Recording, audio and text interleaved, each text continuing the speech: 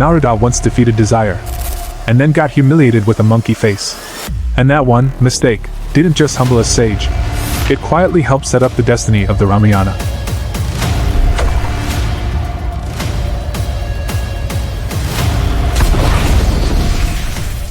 High in the Himalayas, Narada sat down for tapasya. Not 5 minutes of peace. The kind of meditation where even your thoughts tiptoe. He chose a grove called Tapovan, a place blessed by Lord Shiva. People said that in Tapovan, temptations don't bite as easily. Narada sat. He went deep. So deep that even heaven started paying attention. And whenever heaven pays attention to a meditating sage, one person panics on schedule.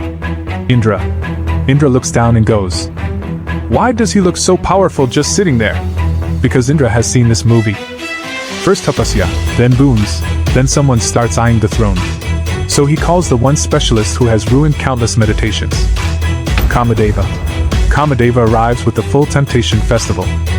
Apsaras, music, fragrance, spring breeze, flowers falling like the sky is flirting. He aims his arrows of desire. And Narada? Narada doesn't move. No distraction. No wobble. Not even a Kamadeva tries again. Louder music, sweeter fragrance. Nothing. Finally Kamadeva leaves, defeated and offended. Like a performer who gave a grand show to a statue. Narada opens his eyes. And here's where it turns. Narada doesn't just feel calm, he feels victorious. "I have conquered desire," he declares. He goes to Brahma. And he tells the story, with a little extra shine. Then to Shiva. And he announces it with a little extra shine in his voice. Shiva listens quietly and says gently, "Narada, don't carry this pride to Vishnu. It's not a threat. It's a warning." Narada hears it. And then, does exactly what you expect Narada to do. He goes straight to Vishnu. He reaches Vaikuntha and says proudly, "Prabhu, I defeated desire. Kamadeva couldn't shake me." Vishnu listens with a soft, knowing smile. Not the smile of mockery. The smile of someone who can see the lesson forming in the air. Because when a person starts celebrating victory, a new enemy quietly walks in. So Vishnu decides to teach Narada, not with anger, but with a leela. Narada leaves, traveling onward. And suddenly, on his path, a magnificent city appears. Glowing gates, grand streets, music everywhere. People celebrating like it's the happiest day on earth. Narada slows down. Since when was this here? But illusion doesn't answer questions. It just opens doors. Narada enters and hears the news. King Shilanidhi's daughter, Princess Srimati, is holding a swayamvara, a ceremony where she will choose her husband. All the kings and princes have gathered. Narada tells himself, "I'll watch for a moment and leave." Then he sees Srimati. And the world goes quiet inside his head. In 1 second, Narada forgets his vows. Forgets renunciation. Forgets his victory speech. All that remains is one thought. I must be chosen. And this is where Narada makes the move that changes everything. He rushes back to Vishnu. "Prabhu, bless me. Give me the face of Hari, so Princess Srimati will choose me." Vishnu looks at him. A pause. Not dramatic, merciful. Like, "Narada, are you sure you want that sentence to become real?" Narada insists. Hari's face, Lord. And now comes the sharpest part of the whole story. Narada didn't just ask for Vishnu's face. He asked for the wrong meaning of the same word. Because Hari is a name of Vishnu. But Hari can also mean monkey. Vishnu smiles gently. May it be so. Narada feels divine energy rush through him. He feels radiant. Upgraded. He walks back to the swayamvara thinking, "Today, they will witness true beauty." Narada enters the hall. Kings are seated. Princes are shining. The atmosphere is royal. Narada stands tall, completely convinced he looks like a divine prince. And then, laughter begins. At first, it's a few stifled chuckles. The kind people try to hide. Then it spreads. Bigger, louder. Until the hall is shaking with laughter. Narada blinks, confused. He looks around like, wow, this ceremony has great energy. But the laughter isn't for the ceremony. It's for him. Because everyone can see what Narada cannot. A radiant body. And a monkey face. Some attendants cover their mouths, trying to stay respectful. But their shoulders are bouncing. A few kings exchange looks like, is this some divine prank? Because it's working. Narada still doesn't understand. Then Princess Srimati enters with the garland. The hall falls silent. She walks past kings, past princes, slowly, like the moment is sacred. Narada's heart pounds.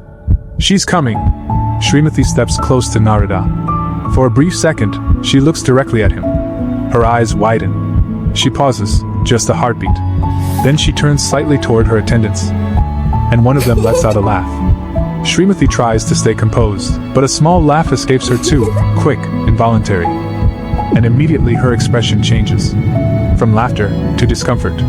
Like she's thinking, "What is this?" Narada's confident smile fades. Srimati doesn't stop. Doesn't speak. She simply walks right past him. No garland. No blessing. Just rejection, delivered in silence. And then she places the garland around the neck of another prince. A handsome prince. The hall erupts into celebration. Narada doesn't celebrate.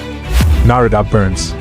He rushes out of the hall, humiliated and shaking, and runs to a nearby pool. He kneels, looks into the water, and freezes. A monkey stares back. Not a small change. Not a minor trick. A full monkey face. Narada staggers back, breath caught in his throat. The laughter echoes again in his ears, now like thunder. And the pain turns into fury. Narada storms back, searching for the prince who took Srimati. And at that moment, the handsome prince reveals himself. It is Vishnu, and Srimati is revealed as Lakshmi. In one instant, Narada understands. The city, the swayamvara, the laughter, the face. It was all a lesson, but Narada is too wounded to admire any lesson right now. In the heat of humiliation, he takes holy water and declares a curse. Because you made me suffer the pain of losing the one I desired. You too will one day live as a human and suffer separation from your wife. And because you gave me the face of a monkey, you will only succeed with the help of monkeys. The words fall into time like a stamp. And Vishnu accepts them calmly, not because he is defeated, but because he can see where this thread is going. Because in another age, Vishnu will incarnate as Rama. Rama will be separated from Sita. And who will help him cross oceans, find her, and bring her back? Hanuman.